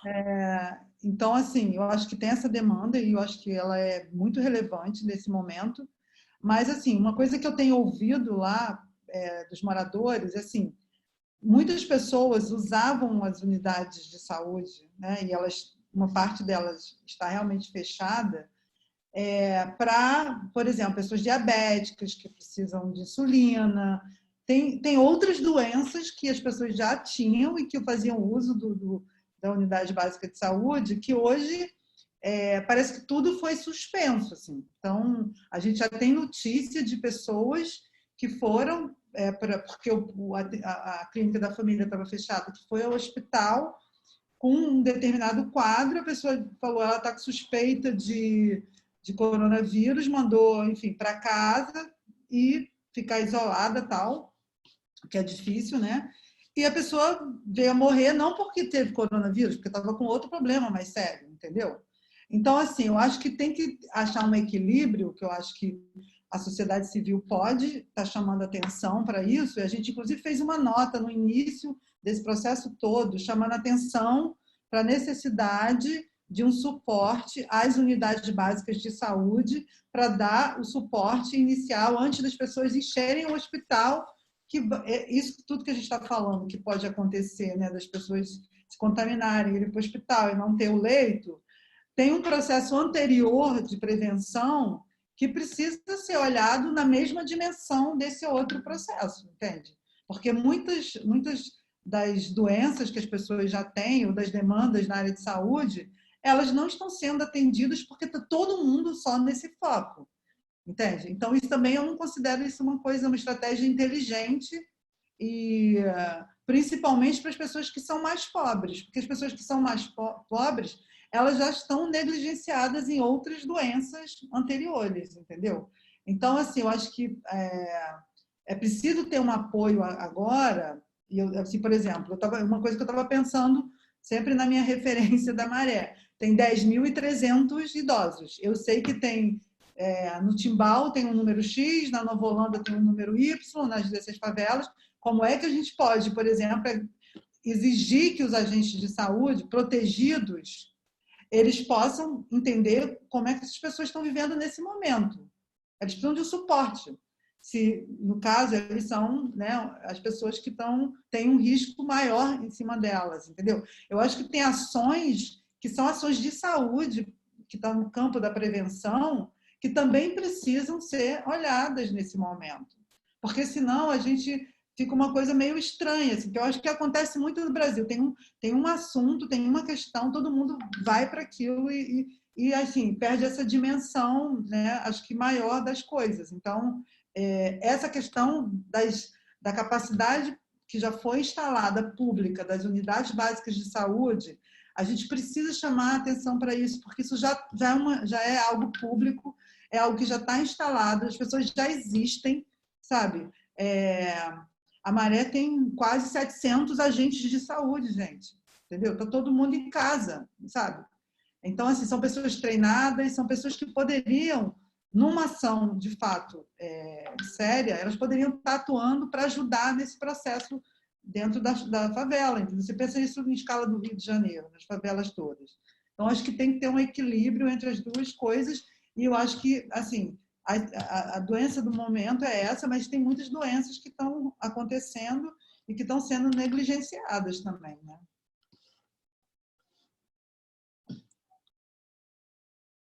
Maravilha, posso ir? Ótimo.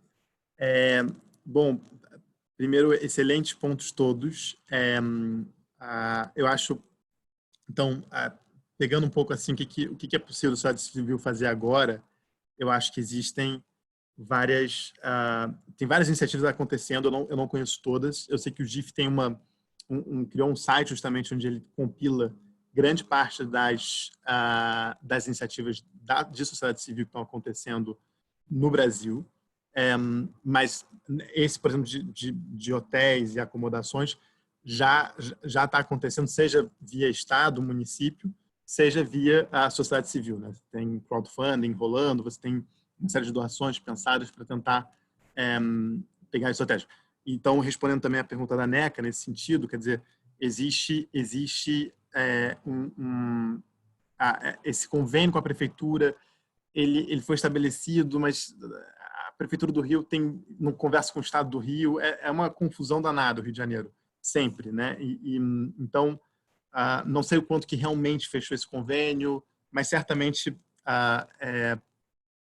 funcionaria muito bem ter esse hotéis também para profissionais de saúde, sempre separando eles do resto da população, porque, de novo, os profissionais de saúde têm um risco de contaminação muito mais alto do vírus do que pessoas que não são profissionais de saúde. Então, acho que isso é um dos pontos. Eu acho, voltando agora para a questão da Eliana, eu acho que a Eliana tem toda a razão. Acho que um dos maiores problemas do coronavírus, e é no Brasil e é na América Latina de maneira geral, e não é à toa que vale lembrar, todos os nossos vizinhos, sem nenhuma exceção, foram muito mais diligentes, muito mais sérios e muito mais competentes em lidar com o coronavírus do que o Brasil, né? O Brasil vai ser provavelmente a maior tragédia na América Latina, a maior vítima na América Latina do coronavírus. O Peru deu quarentena total no país no momento em que não tinha nem sequer uma morte. A Argentina, no momento da 4ª morte, o Alberto Fernandes foi lá, fechou tudo. Aqui a gente ainda fica nessa brincadeira entre o ministro da Saúde diz uma coisa, o presidente diz outra, o governador de estado X faz uma coisa, o governador do outro. Não tem nenhuma coerência em termos de políticas, dessa política de contenção, né? Então, acho que os sistemas latino-americanos são sistemas frágeis, até o brasileiro, apesar de ele ser mais sólido do que os outros, ele também é frágil. E acho que uma das fragilidades é exatamente o que a Eliana aponta, que a gente já tem uma carga de doenças gigantesca, com uma complexidade muito grande. O nosso sistema de saúde já tem dificuldade de dar conta de toda essa carga de doenças e, além do mais, você chega e joga esse vírus em cima desse sistema de saúde. Eu concordo com a Eliana que eu acho que a maneira como a Prefeitura do Rio, o Governo do Estado do Rio estão tentando lidar com essa questão, não necessariamente é a melhor, quer dizer, acho que existe muito boa intenção, muito esforço, mas claramente você não está fazendo uma separação clara de quem que é profissional que vai atender só casos de Covid e quem são os profissionais que não vão atender o Covid de jeito nenhum. Como é que você separa e cria separações muito claras de equipamentos de saúde que devem se dedicar ao Covid, outros que não devem se dedicar ao Covid. E existe um problema aí mais de fundo, que aí está ligado. Eu estava elogiando os profissionais de saúde, agora fazendo uma pequena crítica. Especialmente aos médicos. Está ligado ao corporativismo médico a tentativa de impedir telemedicina no Brasil. Telemedicina é um recurso que, nesse momento, seria fundamental, porque você tem um call center em que você pode ligar e falar dos seus sintomas, sem você ter que ir num posto de saúde onde você pode se contaminar, ou ir numa UBS em que você pode se contaminar, é super importante. Você ter a possibilidade de fazer atendimentos de maneira mais isolada, mais protegida. A telemedicina forneceria isso. E aí a gente tem um problema crônico no Brasil, os médicos têm muito poder político, os médicos, as corporações médicas sempre embarreiraram a telemedicina. A telemedicina agora foi autorizada, especialmente para os casos de coronavírus, mas ainda não tem um plano concreto de implantação da telemedicina. E a telemedicina seria fundamental para fazer com que a atenção básica, que o Brasil, que é admirável, o programa de atenção primária de saúde que o Brasil desenvolveu, que possa estar conectada a isso para fortalecer justamente esse trabalho diretamente na atenção primária. Mas o que a Eliana apontou é super importante. A gente não pode esquecer as outras doenças, porque as pessoas morrem também de todas as outras doenças, não só de Covid. E o sistema tem que estar muito bem preparado para conseguir fazer essa separação. Mas o que a gente está vendo são hospitais que vão tratar de casos de Covid e de casos não de Covid, ou seja, não está havendo o cuidado necessário para que não se torne uma usina de contaminação de Covid. E uma das preocupações que eu tenho, e que eu acho que já está acontecendo, é justamente essa reorientação de todos os recursos da saúde só para combater a epidemia, deixando de lado as outras doenças crônicas, as outras infecciosas. Então, você estava falando hoje mais cedo com a secretária municipal de Araçatuba. Estava crise preparando para a Covid. Ainda não tem muitos casos lá, mas está preparando a cidade. E aí teve um surto de dengue, porque a dengue continua acontecendo. Continua acontecendo todos os nossos problemas, as infecciosas. A gente é uma carga de doenças grandes. Então, assim, eu acho que a questão que a Eliana aponta é super, super importante. E eu acho que teve aqui uma pergunta, eu estou olhando aqui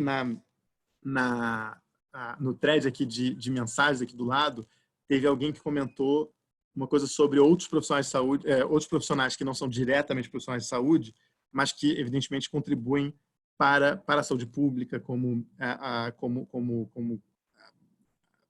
catadores de lixo. Como é que era? Acho que estava aqui. Eu não me lembro quem que fez a pergunta, mas eu vi aqui rapidamente. Então, assim, todo mundo se ocupa de... Oi. Não, vai lá, Miguel. Eu ia te ajudar com as perguntas, mas segue. Não, então me ajuda, porque eu estou totalmente perdido. Eu olhei aqui e vi que tem várias mensagens, então não encontrei. Não, mas era sobre, enfim, lixeiros, faxineiros, outros provedores de serviços essenciais, né, públicos essenciais, nesse momento. Pois é, todos os profissionais que trabalham, é necessário pensar alguma coisa para todos os profissionais que estão na linha de frente, seja diretamente dentro de uma unidade de saúde, seja fora dela, mas trabalhando de maneira correlacionada ao combate ao coronavírus. Né? Então, acho que isso, e se expondo, portanto, ao coronavírus. É isso. Miguel, obrigada.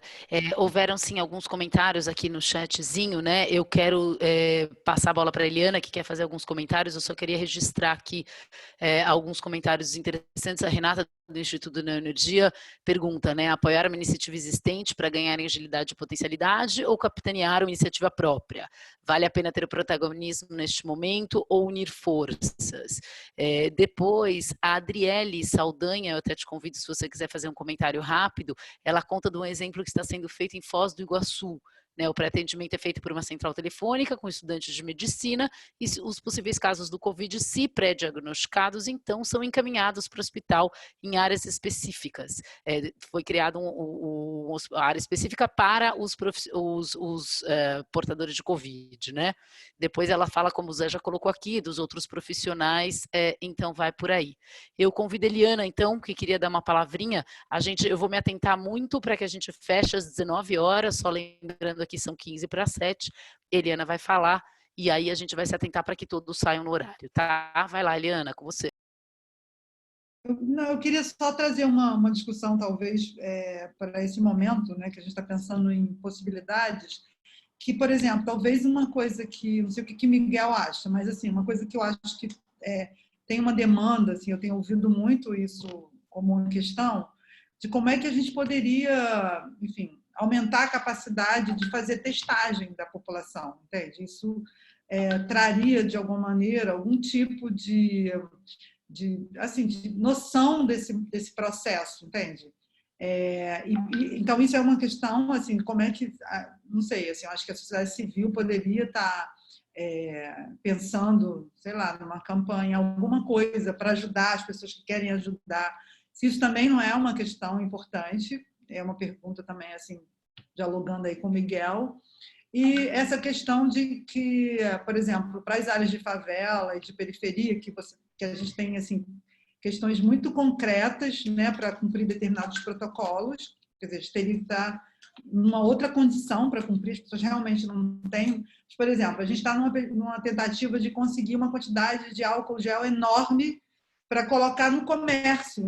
Os comerciantes não têm, eles não têm. Muitos comércios, pequenos comércios, estou falando de pequenos comércios, né?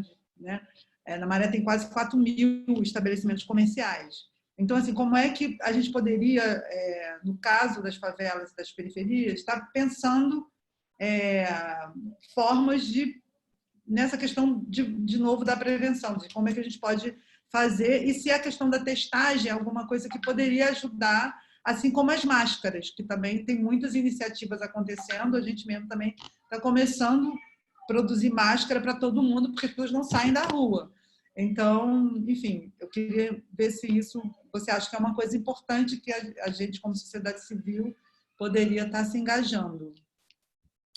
Super, Eliana, eu acho que isso... Então, vamos lá. Eu acho que entra uma questão que é, em primeiro lugar, acho que toda assistência social e saúde têm que ser sempre pensadas em conjunto, né? Você vê, você pega um país como a França, o Ministério da Saúde foi criado e sempre foi o Ministério da Saúde e da ação social, como eles chamam, da assistência social. Então, assim, é sempre integrado, é sempre pensado de maneira integrada em vários países europeus.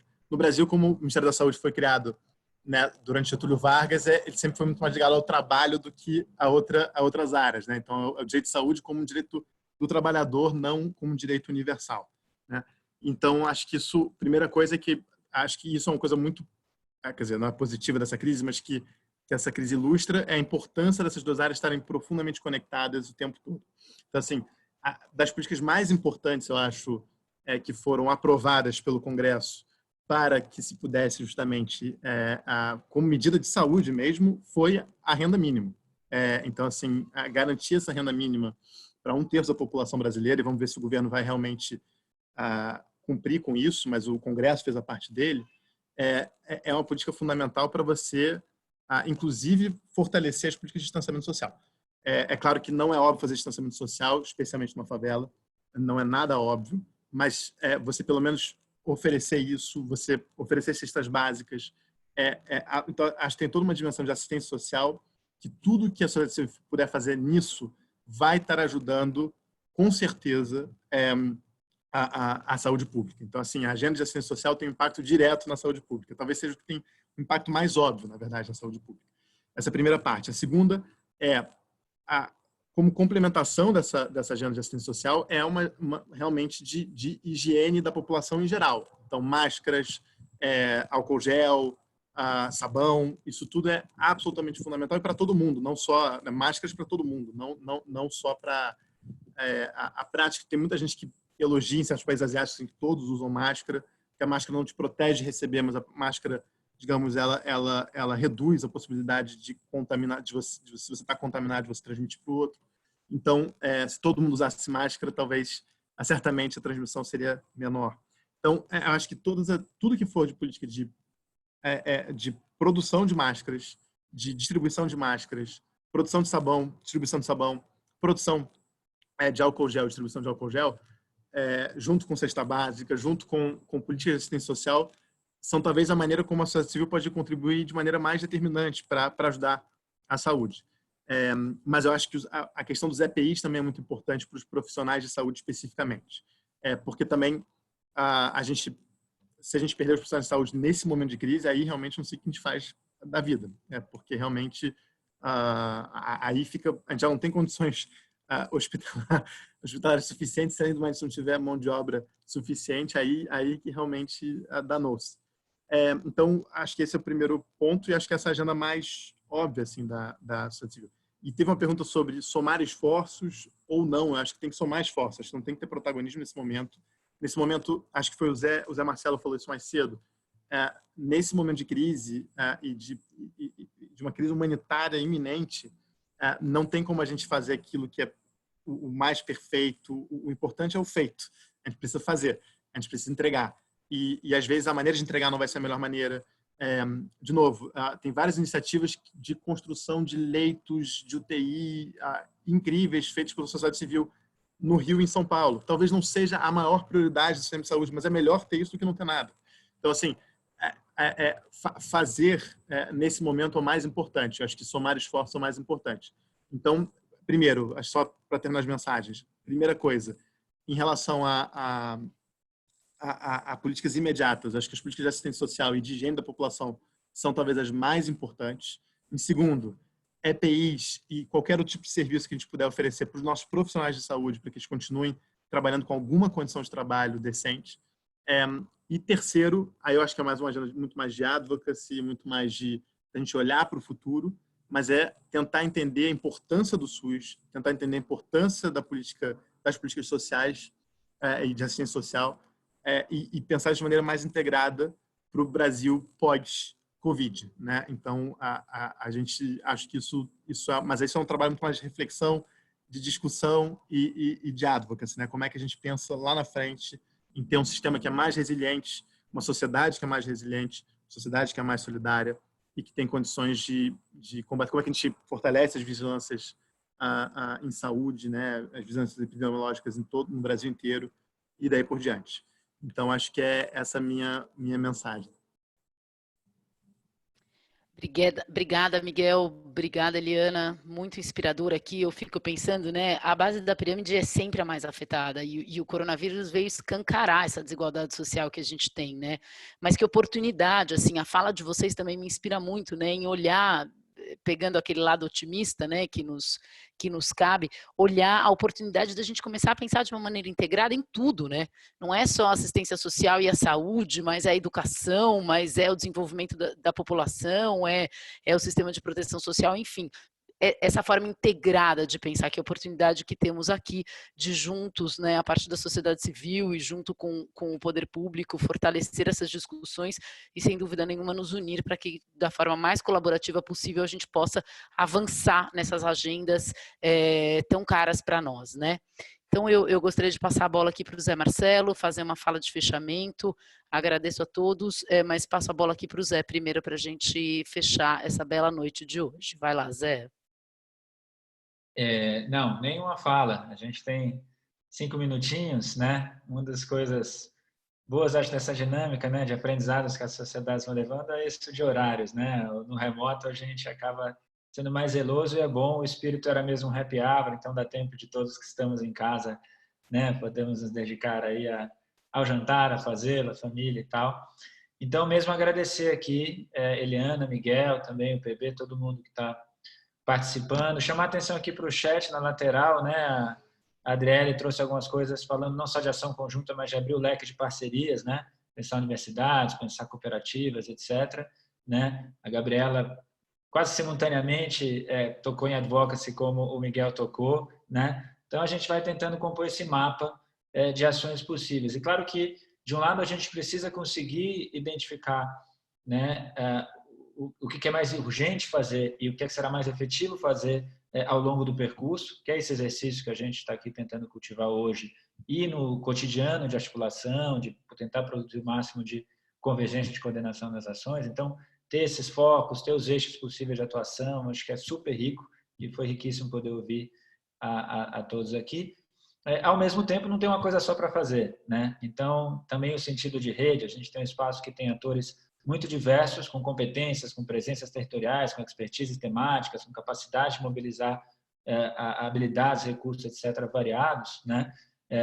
Então, esse sentido também de, a partir desse mapa, cada um ir encontrando aquilo que pode entregar, como disse o Miguel, com o máximo de agilidade e efetividade dentro desse mapa de ações, né? Então, esse é o espírito de hoje. E aí terminar só, além de agradecendo, reforçar o que foi dito no início, né? Demandem-nos, contem conosco, a gente tem estado dedicado a fazer esse mapa, tentar produzir essa articulação. Está aqui no chat o link do Emergência Covid, tem lá um Fale Conosco para quem não tiver canais de contato pessoais conosco no GIF, com todo mundo na equipe está disponível. Então, reforçar isso, né? Também reforçar o convite para as próximas quartas-feiras, esse WebA, vocês vão receber na próxima quarta, das 5 às 7, estaremos aqui de novo, né? Nesse aqui indefinido que temos vivido. A gente vai construindo as pautas, né? Buscando ter agilidade também com a evolução dos temas que nos convocam nesse momento. Então, vocês vão receber até o início da semana aí a divulgação do próximo, de convidados, de temas foco, né? Sugestões também são sempre bem-vindas, o link está aqui no chat. E, sobretudo, esperar que essas 2 horas tenham, como todos os nossos esforços compartilhados aí de cada um no cotidiano, podido contribuir para não só estarmos juntos e aquecer a capacidade de fazer isso, né? O Miguel dizia, acho que um outro saldo, né, que esse período pode ter de revitalizar, eu vou usar esse verbo deliberadamente, o sentido de cidadania, de solidariedade, da importância da ação cidadã, da ação na sociedade civil no país como um todo, né? Acho que a gente tem aí um chamado, uma demanda, uma urgência para isso e, ao mesmo tempo, para aqueles que nos dedicamos a isso, uma oportunidade, né, de mover degraus, de passos adiante nisso. Então, com esse espírito do estar junto, esperar que tenha sido possível contribuir para que a gente vá conectando esforços, encontrando os caminhos para lidar com essa situação absolutamente nova, né, e com esse contexto, e passar por ele da melhor maneira. E aí termino também com, cuidemos-nos, fiquem bem, fiquemos todos bem e vamos juntos tentar fazer o que a gente pode para cuidar da nossa vida coletiva nesse momento. Obrigado de novo, gente, sobretudo Miguel e Eliana. Obrigada aí pela oportunidade, gente. Valeu, gente, muito obrigada. Obrigada a todos. Obrigada, Eliane. Obrigada, Miguel. O PB que não está mais. Um prazer. Quarta-feira tem mais. Qualquer coisa, estamos à disposição. Tchau, pessoal. Uma ótima noite para vocês. Beijo. Tchau, tchau.